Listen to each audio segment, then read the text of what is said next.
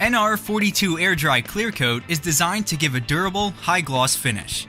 Begin the process with a properly cured base coat. Tact the area before clear coat application. Mix NR42 Clear with NH42 Hardener at a 4:1 ratio. Spraying at 20 to 25 psi. Maintain a gun distance of 4 to 6 inches from the surface. Apply 2 full wet coats of clear, ensuring coverage of edges and inside spokes, with no flash time between coats. After the clear coat has cured, the wheels are now ready to be reassembled.